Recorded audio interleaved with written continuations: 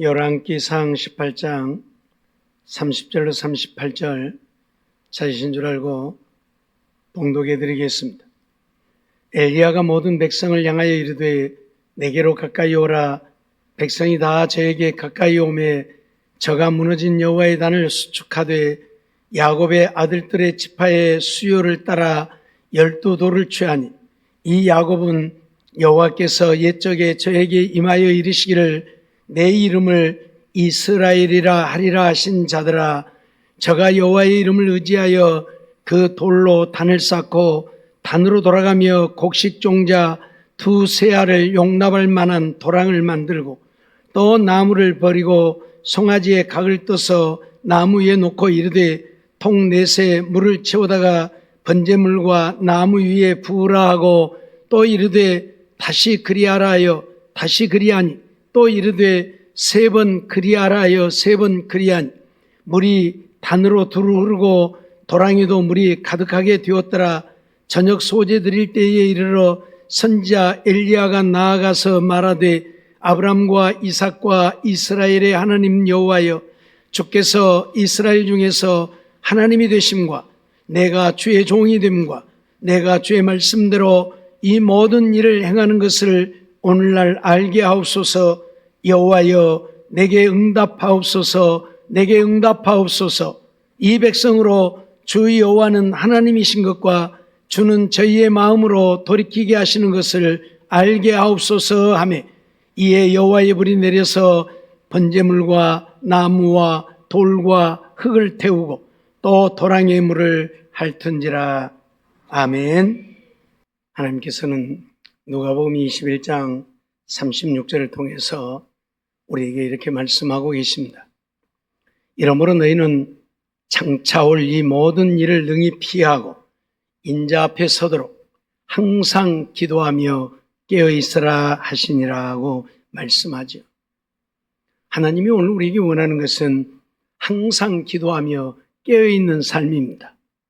오늘 우리는 본문을 통해서 무너진 제단을 수축하라는 제목으로 말씀을 받고 있습니다.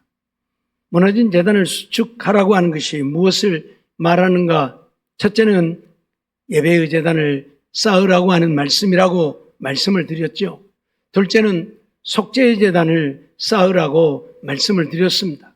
오늘은 그 세 번째로 기도의 제단을 쌓으라 말씀하고 있음을 알아야 할 것입니다. 하나님은 우리 인생들이 우리 힘으로는 아무것도 할 수 없는 무능하고 무지한 존재인 것을 잘 아시지요.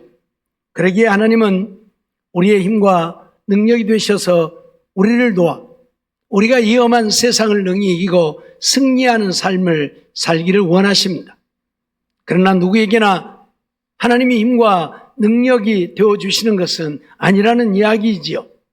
하나님을 향하여 하나님께 부르짖고 기도하면서 하나님의 도우심을 청하는 자들에게 능력으로 역사하시는 하나님이라 그런 말씀입니다.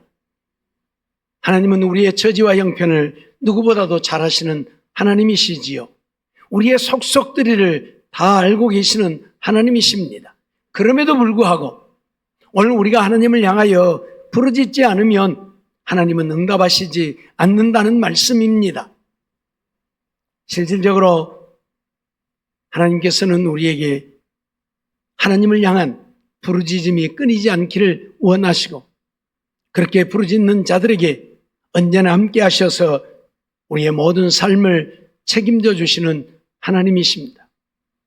오늘 엘리야가 갈멜산에서 하나님을 향하여 부르짖는 기도를 우리는 봅니다. 무너진 단을 쌓고 거기에 속죄의 제물을 드리고 그리고 하나님을 향하여 부르짖습니다. 여호와여 응답하옵소서. 여호와여 응답하옵소서라고 간절히 하나님 앞에 부르짖을 때 하나님은 불로 응답하셨던 사실을 우리는 너무나도 잘 알고 있습니다. 오늘 우리 삶을 되돌아보면 예배하는 우리들의 삶이 무너져 버렸습니다. 그렇게 열심히 하나님을 찾던 우리들의 모습은 온데간데 없고 그저 주일날 낮예배 한 번 드리는 것으로 만족하려고 하는 시대가 되어버렸습니다. 그런가 하면 회개의 역사가 사라져버린 지 오래입니다. 회개가 무엇인 줄도 모르고 회개는커녕 악을 행하면서도 당연한 것으로 여기고 교회만 다니고 하나님만 믿으면 되는 것으로 여기는 세상이 되어져 버렸습니다. 그런가 하면 기도를 찾아보기 어려운 시대가 되어버렸습니다. 하나님을 믿고 믿음으로 산다 하면서도 기도하는 삶을 찾아볼 수 없는 시대가, 우리가 살고 있는 이 시대가 되어버렸습니다. 지난날은 일마다 때마다 하나님을 찾고 하나님께 나와서 부르짖고 기도하면서 그렇게 살았는데 지금은 기도의 모습을 찾아보기 어렵게 되어졌다 그 말입니다. 우리 교회만 봐도 그렇습니다. 밤마다 기도회를 하는데 처음 시작했을 때는 한 30명도 넘게 나와서 기도를 하더니 줄어들어서 요즘에는 어떤 때는 10명도 나오고 12, 3명도 나오고. 기도하는 것이 이제는 우리하고 상관없는 것이 되어져 버렸습니다. 1년에 3번씩 작정 기도를 하지만 처음에 시작할 때는 열심히 한 40명씩 참여하더니 그들은 줄어들어서 요즘에는 몇 명이나 하는지 모르겠어요. 전에는 뒤에다 표 만들어 놓고 딱지라도 붙이니까 그거라도 붙이려고 했는지 모르겠지만 이제 그거 안 하니까 기도를 하는지 마는지 교회 와서 기도하는 사람들의 모습을 찾아보기가 거의 힘듭니다. 기도를 하지 않는다는 이야기죠. 기도의 재단이 무너져 버렸다는 이야기입니다. 오늘 우리는 기도하지 않고는 살 수 없는데 기도하지 않고도 잘 산다고 생각하고 있는 것이지요. 늘 말씀드리지만 기도는 우리 영적인 호흡이라고 말합니다. 우리 육신이 숨을 쉬지 않으면 살 수 없는 것처럼 우리의 영혼도 호흡하지 않으면 살 수 없는데 영혼의 호흡은 기도라는 이야기입니다. 기도를 통해서 하나님과 끊임없이 교제가 이루어져야 하나님이 우리에게 공급해 주시는 그 은혜로 우리가 살게 되는데 기도를 하지 않는다는 것은 하나님과 나와의 관계가 끊어진다는 이야기입니다. 그러면 우리는 우리 영혼이 살 수 없죠. 육신은 살아서 열심히 하나님을 찾고 교회에 나오지만 우리의 영혼이 살지 못하면 우리는 사나 잘되나 의미가 없는 인생이 되어버리는 것입니다. 내 영혼이 살아야 되는 것이지 영혼 죽으면 아무런 의미가 없다 그 말이에요. 그런데도 오늘 우리는 육신에게는 대단한 관심을 갖지만 영혼에는 관심을 갖지 않습니다. 영혼이야 죽든지 말든지. 오늘 우리는 이러한 삶이 되어져서는 안 된다는 사실을 잊지 말아야 합니다. 갈멜산의 이 엘리야의 제단을 통해서 무너진 제단을 수축하라고 하는 것은 무너져버린 예배를 다시 회복하라는 것이고 회개의 역사가 일어나야 된다는 것이고 기도의 삶이 되어져야 한다는 것을 오늘 우리에게 가르치고 있는 것입니다. 오늘 본문 37절 38절 말씀 보면 엘리야는 하나님 앞에 그렇게 부르짖어 기도합니다. 여호와여 내게 응답하옵소서, 내게 응답하옵소서. 이 백성으로 주 여호와는 하나님이신 것과 주는 저희의 마음으로 돌이키게 하시는 것을 알게 하옵소서 하며 이에 여호와의 불이 내려서 번제물과 나무와 돌과 흙을 태우고 또 도랑의 물을 핥은지라고 말씀을 합니다. 엘리야라고 기도하지 않아도 하나님이 알아서 응답해 주시는 것이 아니었다는 이야기입니다. 엘리야는 손만 들어도 말만 해도 되어지는 기적의 역사를 이루는 자였습니다. 하지만 그런 엘리야도 하나님을 향하여 부르짖어 기도할 때에 하나님이 응답하신 것이었지 기도하지 않으면 응답하지 않았다는 이야기입니다. 우리가 잘 아는 대로 이 갈멜산에서 번제물이 하나님이 내리신 불로 불태워지고 그리고 바알과 아세라의 선자들을 다 잡아 기드론 시냇가에서 죽이고 그리고 나서 엘리야가 한 일이 무엇이었습니까? 갈멜산 꼭대기로 올라가서 또다시 기도하는 일이었습니다. 3년 6개월 동안 내리지 않던 비가 다시 내리기를 바라고 무릎을 꿇고 머리를 무릎 사이에 넣고 하나님 앞에 간절히 기도했습니다. 능력의 사람입니다. 그런 능력의 사람이라도 하나님 앞에 기도하지 않으면 하나님이 응답하시지 않기 때문에 번제물을 태우기 위해서도 기도했지만 이제 그 땅에 비가 내리기를 위해서 엘리야는 간절히 기도하는 모습을 보게 되어집니다.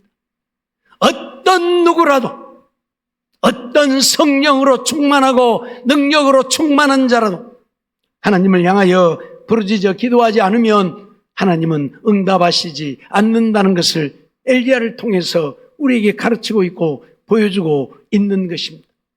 그래서 엘리야가 무너진 제단을 수축하고 짐승을 잡아 거기에 얹어 넣고 하나님 앞에 기도할 때 하나님이 불러 응답하셨다는 사실을 잊어서는 안 될 것입니다. 마태복음 7장 7절 보면 주님은 우리에게 뭐라고 말씀하고 있습니다. 구하라 그리하면 주실 것이요 찾으라 그리하면 찾을 것이요 문을 두드리라 그리하면 너희에게 열릴 것이니라고 선언하죠. 구하면 주시겠다고 분명히 선언하고 있습니다. 그런데도 오늘 우리는 하나님 앞에 구하지 않는다는 이야기죠. 왜 구하지 않습니까? 모르기는 몰라도 하나님의 도움이 필요하지 않기 때문에 구하지 않는 것으로 생각이 되어집니다. 정말 하나님의 도움이 필요하면 날마다 하나님 앞에 와서 구해야 될 것 아닙니까? 근데 하나님의 도움이 별로 필요하지 않아요. 그러니까 기도하지 않죠. 그러죠? 하나님이 안 도와주셔도 잘 사니까. 그러죠? 하나님이 안 도와줘도 잘 사는 게 아니고 잘 사는 것 같이 여겨지는 것 뿐이죠. 요한복음 14장 13절로 14절 말씀을 보면 너희가 내 이름으로 무엇을 구하든지 내가 시행하리니 뭐라고요? 너희가 내 이름으로 무엇을 구하든지 내가 시행하겠다고 예수님 말씀하고 있어요. 이는 아버지로 하여금 아들을 인하여 영광을 얻으시게 하려 함이라. 내 이름으로 무엇이든지 내게 구하면 내가 시행하리라 선언하고 있어요. 기도만 하면 하나님 앞에 예수님의 이름으로 구하기만 하면 예수님이 우리가 구한 것을 시행하시겠다고 이루어 주시겠다고 약속하고 있고 선언하고 있는 말씀이에요. 그런데 오늘 우리는 기도하지 않는다는 것이 문제이죠. 기도만 하면 하나님이 응답해 주시겠다고 하는데 기도를 안 하는 것은 하나님의 도우심이 별로 필요하지 않다. 그런데 늘 말씀드리지만 하나님의 도우심이 필요하지 않는 인생은 이 땅 위에 하나도 없습니다. 하나님이 이 세상 만물을 주관하고 있고 우리 인생들의 생사화복도 하나님이 주관하고 있기 때문에 그래요. 그렇기 때문에 오늘 우리는 하나님의 도우심이 없이 살 수 있는 인생이 아니고 하나님의 도우심이 없으면 살 수 없는 인생이라는 것을 한순간도 잊어서는 안 됩니다. 사도행전 17장 25절 말씀을 보면 뭐라고 말씀하고 있어요? 우리에게 생명과 호흡과 만물을 주시는 하나님이라. 우리에게 생명을 주시는 이도 하나님, 호흡을 주시는 이도 하나님, 만물을 주시는 이도 하나님. 그러니까 하나님이 안 주면 어쩐다? 우리는 살 수 없는 거예요. 생명을 주어야 우리가 사는 것이고 호흡을 주어 호흡하게 해야 사는 것이고 만물을 주어야 먹고 사는 것이지 하나님이 안 주면 안 된다 그 말이에요. 내가 일해서 먹고 산다고요? 그 일도 하나님이 하게 해야지. 호흡을 하게 해야 호흡하면서 일하고 생명을 주어야 일할 수 있는 거지. 하나님이 너 숨 그만 쉬라는데 일할 수 있어요? 안 되잖아요. 잊어버리지 말고 정말 하나님께 기도해서 응답받는 우리의 삶이 되어야 한다는 사실을 잊지 마시기 바랍니다. 야고보서 4장 2절 말씀을 보면 너희가 욕심을 내어도 얻지 못하고 살인하며 시기하여도 능히 취하지 못하나니 너희가 다투고 싸우는도다. 너희가 어찌 못함은 구하지 아니하며 라고 말합니다. 너희가 욕심을 낸다고 해서 얻을 수 있는 게 아니라는 겁니다. 너희가 살인하고 시기하여도 능히 취할 수 없다는 이야기입니다. 남의 것을 빼앗으려고 사람을 죽여도 빼앗을 수 있는 게 아니라는 이야기지요. 너희가 얻지 못하면 구하지 않기 때문이다. 너희가 얻고자 하면 하나님 앞에 구하라는 이야기입니다.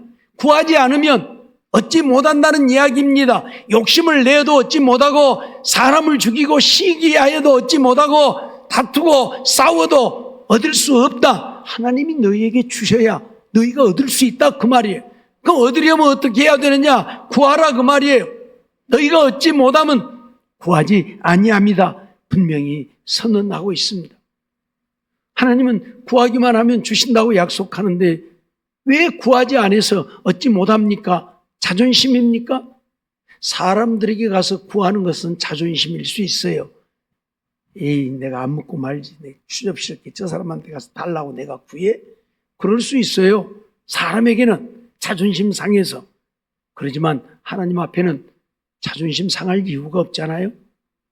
나의 아버지신데 아버지 앞에 자존심 내세우는 자식 보았습니까? 부모 앞에도 자존심 내세우는 자식이 있다면 그건 자식이 아니에요. 그렇죠? 부모에게 무슨 자존심이에요? 그렇잖아요? 하나님은 우리의 아버지라 하면서 아버지 앞에 자존심 내세워서 에이, 내가 안 구하고 말지. 그래요? 아니잖아요. 오늘 우리는 하나님 앞에 구함으로 응답받는 우리의 삶이 되어야 함을 엘리야는 우리에게 가르쳐주고 있습니다. 요한복음 16장 24절 말씀도 보면 지금까지는 너희가 내 이름으로 아무것도 구하지 아니하였으나 구하라 그리하면 받으리니 너희 기쁨이 충만하리라 말씀하고 있어요. 구하라 그리하면 받으리니 너희 기쁨이 충만하리라. 그렇죠. 하나님 앞에 기도해서 응답 받으면 얼마나 기쁘고 즐겁고 행복합니까? 이렇게 하나님은 구하라 그러면 받으리라고 말씀하는데도 구하지 않아서 못 받고 있으니까 어리석음이죠. 어리석음이에요. 네? 구하기만 하면 준다는데, 다른 말로 하면 손만 내밀면 준다는데 손 내밀기 싫어서 못 받아요? 그 어리석은 삶이죠. 하나님은 우리를 누구보다도 사랑하신 하나님이시잖아요. 얼마나 사랑해요? 나보다도 나를 더 사랑하시는 하나님이시잖아요. 그래서 우리를 위해 당신의 독생자를 세상에 보내시고 십자가에 못 박기까지 하신 하나님이시잖아요. 나를 대신해서 내 죄를 대신 지고 십자가에 죽게 하신 하나님이십니다. 그렇게 우리를 사랑하신 하나님이 우리에게 주겠다고 구하라는데 왜 구하지 못합니까? 시간이 없어서요? 바빠서요? 아니죠. 시간이 없는 것도 바쁜 것도 아니죠. 기도할 마음이 없는 것이죠. 네? 마음만 있으면 어떤 시간에라도 우리는 기도할 것입니다. 그러잖아요. 네? 마음만 있으면 우리는 어떤 시간에라도 구할 것입니다. 그러면 받을 터인데 구하지 않아서 받지 못하고 있는 거예요.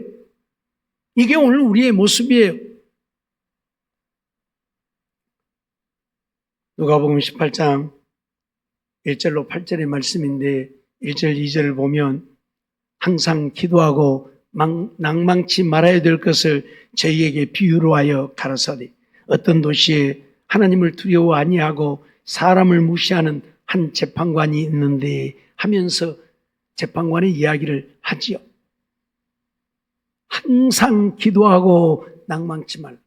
누가 하신 말씀이에요? 예수님이 오늘 우리에게 항상 기도하고 낭망치 말라고요. 그러면서 한 과부의 이야기를 하고 있습니다. 불의한 재판관이 있다. 하나님도 두려워할 줄 모르고 사람도 무시하는 재판관이 있다. 그런데 한 과부가 자기의 원한을 좀 들어달라고 이 재판관에게 갔더니 재판관이 들어주겠어요? 사람을 무시하는 재판관이요. 하나님도 두려워할 줄 모르는 자인데 그건 시절 때 매주 해보시오. 가시오 가. 내가 당신 소원이나 들어주면, 내가 원한이나 풀어주면 재판관이 가! 그리고 쫓아버렸다 그 말이요. 그러면 안 가야 되겠죠? 그런 창피를 당했는데 또 가요? 근데 이 과부는 어쨌다? 또 갔다. 왜 갔어요? 자기 원한을 들어줄 사람은 재판관밖에 없으니까, 그 사람밖에 없으니까 안 들어주면 안 되니까 그 다음날 또 갔더니 또 무시를 하고 오지 말라고 무한을 주면서 쫓아보낸다. 그러니까 또 안 가요? 이 과부는 또 갔어요. 그 다음날 또 갔어요. 그 다음날 또 갔어요. 그랬더니 이 재판관이 생각하기를, 아니 내가 참 가짜는 여인, 내가 뭔 원한 들어줘야 할 이유도 없는데 와서 맨날 나를 귀찮게 하네. 안 들어주면 저건 날마다 올 것 같은데, 한 달 오고 말까? 아니 6개월도 올 것 같은데, 아니 안 들어주면 1년도 올 것 같은데. 그래서 재판관이 어쨌다고요? 내가 저 여인의 원한을 풀어주지 않으면 날마다 와서 저렇게 나를 귀찮게 할 것이니 내가 들어주고 말리라. 그래서 그 과부의 원한을 들어주었다고 예수님 말씀을 하고 있어요. 무슨 얘기입니까? 한 번에서 안 되면 두 번, 두 번에서 안 되면 세 번, 세 번에서 안 되면 10번, 10번에서 안 되면 100번이라도 구하라 그 말입니다. 그러면 결국 하나님도 우리의 기도에는 손을 들고 알았다, 알았다, 내가 들어주마 하신다 그 말이에요. 우리는 야곱이 야복강가에서 기도하다가 하나님의 응답을 받았던 것을 잘 알잖아요. 외삼촌 나반의 집을 떠나왔는데 고향으로 돌아가려고 하니 자기 형 에서가 기다리고 있다. 그것도 형을 속이고 아버지를 속여서 형이 받아야 할 복을 야곱 자기가 빼앗은 거예요. 그러니 형이 너희 놈 나타나기만 해봐라. 내가 너를 반드시 죽이고 말리라. 그래서 군사를 400명이나 거느리고 야곱이 나타나기만을 기다리고 있는데 야곱이 별 재주 있겠습니까? 그 형의 죽음을 당하는 수밖에. 외삼촌 나반의 집에 있으면서 자기의 찬꾀로 외삼촌의 양떼를 다 자기 것 만들어가지고 어마어마한 부자가 되어서 돌아오고 있지만 형이 자기를 죽이려 한다. 형의 손에 죽으면 그것이 무슨 유익이 있겠습니까? 무슨 소용이 있겠습니까? 그래서 야곱이 꾀를 낸 것이 이 짐승떼를 여러 떼로 나누어 가지고 한 떼를 들여보내면 형이 그 짐승떼들을 죽이다 보면 마음이 좀 풀어지지 않을까? 그래서 또 한 떼를 들여보내고 또 그거 죽이다 보면 조금 더 풀어질 것이고 또 들여보내면 그거 죽이다 보면 또 더 풀어질 것이고 그러다 보면 나를 용서하지 않을까? 그런 생각에 야곱은 그렇게 했습니다. 그런데 그렇게 종들과 아내들, 자식들을 짐승떼와 함께 나누어서 형에게 보내고 해보았지만 안 될 것 같아. 다 떠나보내고 홀로 남아서 밤새도록 하나님께 기도합니다. 하나님의 사자와 씨름한 것으로 되어 있지만 그건 하나님을 향하여 부르짖는 기도입니다. 하나님의 사자가 새벽녘이 되어서 야 이제 나 가야 되니까 나 좀 놔줘라. 그러니까 야곱이 놔줘요? 아니요. 내 기도에 응답하기 전에는 내가 당신을 놓아줄 수 없습니다. 그래서 이 하나님의 사자가 야곱의 환도뼈를 그냥 쳐버렸어요. 그래서 야곱이 환도뼈를 절게 되어졌어요. 이 환도뼈를 쳐버려가지고. 환도뼈를 치면 놓아줄 것이라고 했는데 그래도 안 놔줘요? 그러면서 뭐라고요? 내 기도에 응답하기 전에는 내가 죽을지언정 놓아줄 수 없습니다. 그러죠? 하나님이 응답하지 않는다면 어차피 에서에게 죽을 것인데 차라리 하나님과 씨름하다 죽는 것이 낫겠죠. 그래서 하나님의 사자가 야곱을 향해서 무엇이라고 합니까? 내 이름이 무엇이냐? 예, 야곱입니다. 이놈아, 지금부터는 야곱이라 하지 말고 내 이름을 이스라엘이라 하라. 네가 하나님과 겨루어서 이겼음이니라. 무슨 말입니까? 하나님은 우리 인생들에게 지지 않는 하나님입니다. 우리 인생은 어떤 것으로도 하나님을 이길 수 없습니다. 그런데 단 하나 하나님이 우리에게 지시는 것이 있어요. 뭐요? 우리가 기도할 때에 하나님은 우리의 기도에는 지신다 그 말이에요. 그래서 야곱이 환도뼈가 유골되어짐에도 하나님의 사자를 놓지 않고 기도하니 하나님이 야곱의 기도를 들어주시는 겁니다. 그래서 형 예서를 맞이하게 되는데 형 예서가 400명의 군사를 이끌고 오는데 그 칼날이 야곱의 목을 향하는 것이 아니라 칼은 버리고 와서 야곱을 끌어안고 목을 얻막기고 입을 맞추면서 형제의 우애를 나누게 됩니다. 20년 동안 야곱을 죽이려고 칼을 갈아왔던 에서임에도 불구하고 하나님이 그 마음을 녹여버리니까 에서가 야곱을 죽이는 것이 아니라 야곱을 끌어안고 형제의 우애를 나누게 되어지는 이 놀라운 모습을 우리는 보는 것입니다. 사랑하는 성도 여러분, 하나님은 우리의 기도에는 지시는 하나님. 우리가 정말 하나님을 향하여 간절히 부르짖으면 하나님은 우리의 기도에는 져주시는 하나님이라 그 말. 어떤 것에도 지시지 않는 하나님이죠. 진단 말은 우리의 기도를 외면하지 않고 들어주신다 그 말이에요. 그러니 정말 우리들도 야곱처럼 그렇게 부르짖을 수 있어야 할 것입니다. 그러면 하나님은 우리의 기도에 응답하십니다. 데살로니가전서 5장 17절 보니까 뭐라고 말씀합니까? 그러기에 쉬지 말고 기도하라고. 쉬지 말고 기도하라고. 쉬지 말고 기도하라고. 기도만 하고 살라고요? 기도만 하고 살라는 이야기가 아니고 우리의 삶 자체가 기도가 되어야 한다 그 말이에요. 내 삶 자체가 일을 하면서도 기도하고 길을 가면서도 기도하고 무엇을 하든지 하나님을 향해 기도하는 삶이 되라 그 말이에요. 그게 쉬지 않고 기도하는 거예요. 교회 와서 손 모으고 무릎 꿇고 기도하라 그 말이 아니고 내 삶 자체가 기도가 되어서 하나님을 생각하고 하나님을 기억하고 하나님께 기도하는 삶이 되라 그 말이에요. 예레미야 33장 3절 말씀 보면 하나님은 우리에게 뭐라고 말씀합니까? 너는 내게 부르짖으라. 너는 내게 부르짖으라. 너는 내게 부르짖으라. 내가 네게 응답하겠고 내가 알지 못하는 크고 비밀한 일을 네게 보이리라. 분명히 하나님은 선언합니다. 너는 내게 부르짖으라. 그러면 내가 네게 응답하겠다. 네가 알지 못하는 크고 비밀한 일도 보여주겠다고 분명히 선언합니다. 그런데 오늘 우리가 기도하지 않기 때문에 우리가 응답을 받지 못하는 것뿐이죠. 분명히 하나님 약속하셨어요. 하나님은 한 번 말씀하시면 변개하지 않는 하나님입니다. 말씀하신 대로 이루시는 하나님. 그러기에 우리가 부르짖으면 응답하실 것입니다. 사사기 16장 28절 말씀 보면 삼손이 여호와께 부르짖어 가로되 주 여호와여 구하옵나니 나를 생각하옵소서. 하나님이여 구하옵나니 이번만 나로 강하게 하사 블레셋 사람이 나의 두 눈을 뺀 원수를 단번에 갖게 하옵소서 하고 기도를 하죠. 삼손이 누구입니까?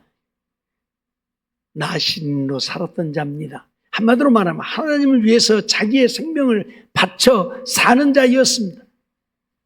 그의 힘의 근원이 무엇인지를 누구에게도 알게 해서는 안 되는 자였는데 블레셋 여인의 꾀임에 빠져갖고 블레셋 여인의 꾀임에 빠져갖고 자기 힘의 근원을 이야기해버리고 말아요.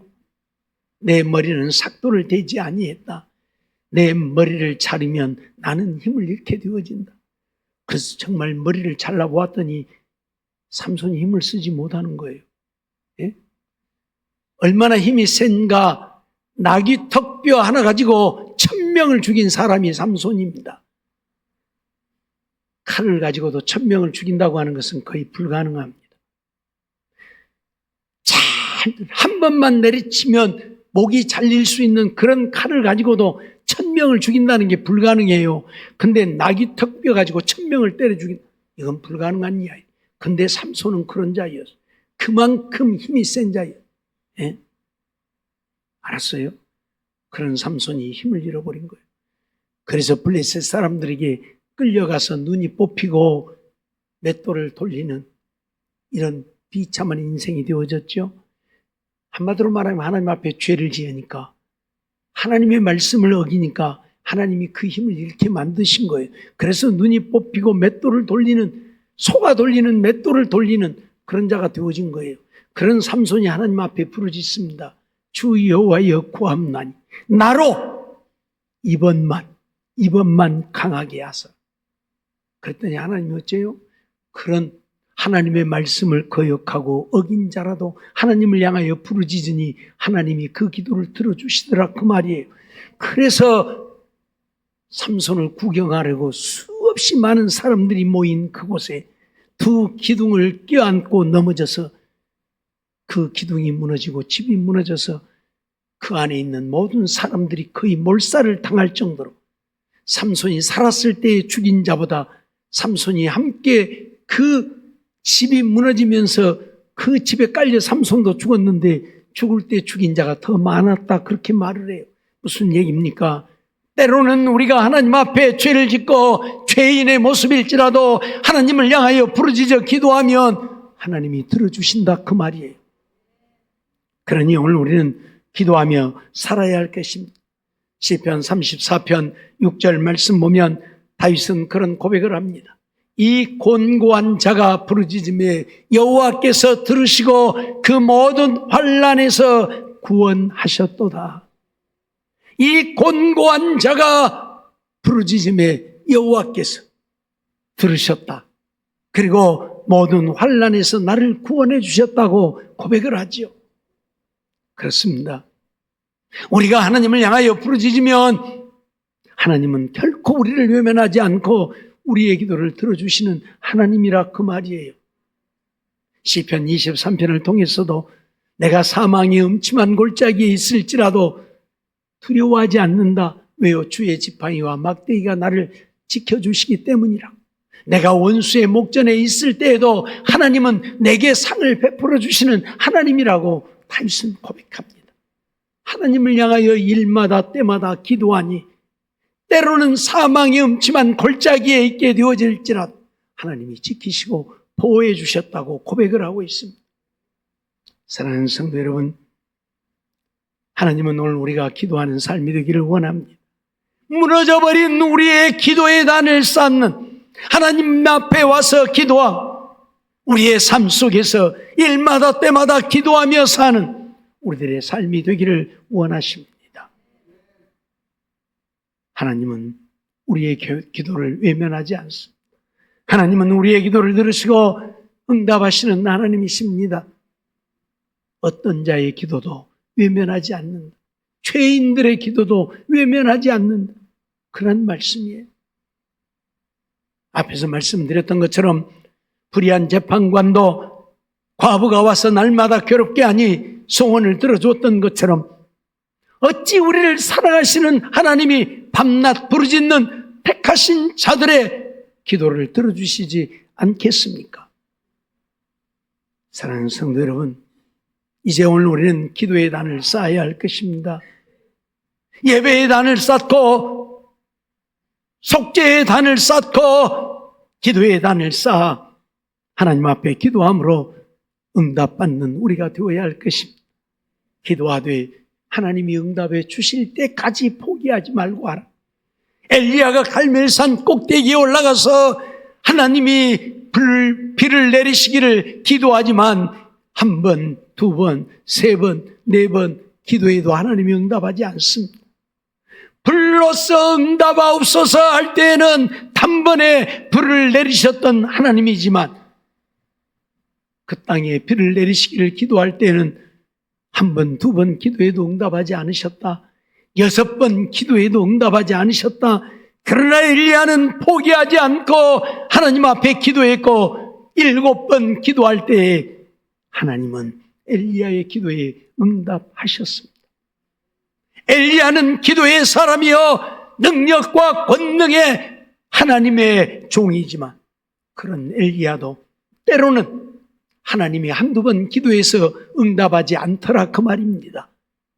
그러니 오늘 우리는 하나님이 응답하실 때까지 우리의 문제들을 놓고 포기하지 말고 기도해서 응답받는, 야곱이 환도뼈가 유골되어져도 포기하지 않고 기도할 때에 에서의 마음을 하나님이 녹이셨던 것처럼 가나안 여인이 개 취급을 당하면서도 포기하지 않고 주님을 향하여 애원했다가 자기 딸의 병을 고침받았던 것처럼 오늘 우리도 그렇게 기도해서 기도의 단을 쌓아서 하나님이 우리의 기도에 응답하시는, 그러므로 인하여 믿음으로 승리하고 형통하여 하나님 영광 나타내고 하나님의 주신 은혜를 날마다 누리며 사는 우리 모두의 삶이 되어지기를 주의 이름으로 축원합니다.